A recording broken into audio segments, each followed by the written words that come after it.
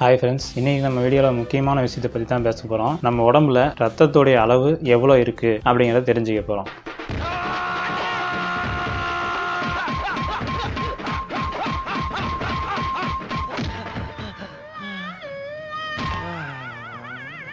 அதுக்கு முன்னாடி பார்த்தீங்கன்னா நம்ம ரத்தம் ஆக்சிஜன் அப்புறம் ஊட்டச்சத்துக்களை கொடுக்கக்கூடிய ஒரு முக்கியமான நம்ம உடம்புல இருக்கிற ஒரு திரவம் அப்படிங்கிறத நம்ம ஏற்கனவே தெரியும். ஆனால் உங்கள் உடம்புல எவ்வளோ ரத்தம் இருக்குது அப்படிங்கிறத நீங்கள் என்னைக்காவது யோசிச்சிருக்கீங்களா? ஸோ அது உங்களுக்கு உண்மையிலேயே எவ்வளோ தேவைப்படுது, மனுஷ உடம்புல உள்ள ரத்தத்துடைய மொத்த அளவு எவ்வளோ, இந்த அளவு எப்படி கூப்பிடுறாங்க, இது பெரும்பாலும் ஒருத்தருடைய அளவை பொறுத்து எப்படி மாறுபடுது அப்படிங்கிறத பார்க்கலாம்.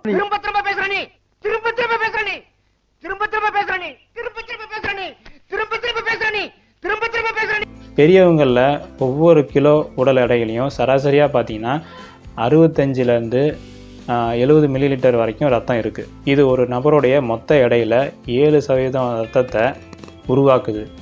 அதாவது சராசரி நபருடைய உடலில் 4.5லேருந்து 5.5 லிட்டர் வரைக்கும் ரத்தம் இருக்குது. இருந்தாலும் இந்த மதிப்பீடு பார்த்தீங்கன்னா ஒரு நபருக்கு வேறுபடும். ஏன் அப்படின்னா ஒருத்தருடைய உடலில் உள்ள ரத்தத்துடைய அளவு பல காரணிகளை பொறுத்து மாறுபடும். வயசுக்கு ஏற்ப இரத்த அளவு குறையுது. மேலும் பார்த்தீங்கன்னா ஆண்களில் இரத்த அளவு பெண்களை விட சற்று அதிகமாக இருக்குதுன்னு சொல்கிறாங்க. ஸோ ஒருத்தருடைய இரத்த அளவை கணக்கிடுறதுக்கு பொதுவாக மேற்கோள் காட்டப்படுற 2 சமன்பாடுகள் இங்கே பயன்படுத்தப்படுது.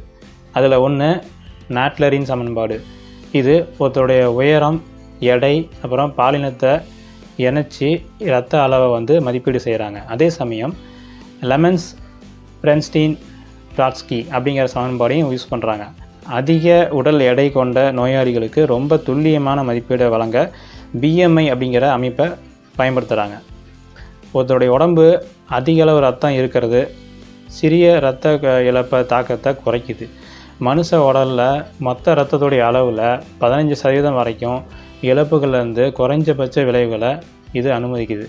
அதாவது பெரும்பாலான பெரியவர்கள் ஒரு பைண்ட் ரத்தத்தை அல்லது சுமார் 500 மில்லிலிட்டர் அளவு ரத்தத்தை எளிதாக தானம் செய்யலாம்னு சொல்கிறாங்க. அத்தகைய இழப்பு விரைவாக ரீஸ்டோர் பண்ணுறதுக்கும் வழி இருக்குது. இழந்த பிளாஸ்மாவை மாற்றுறதுக்கு 2 நாள் மட்டுமே ஆகும்னு சொல்கிறாங்க.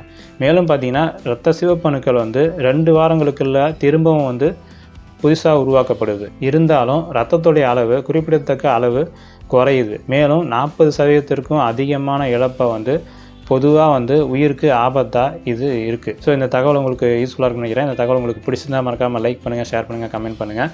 நம்ம டெக் ஃபேத் தமிழ் சேனலை சப்ஸ்கிரைப் பண்ணுங்கள். Thank you friends, by.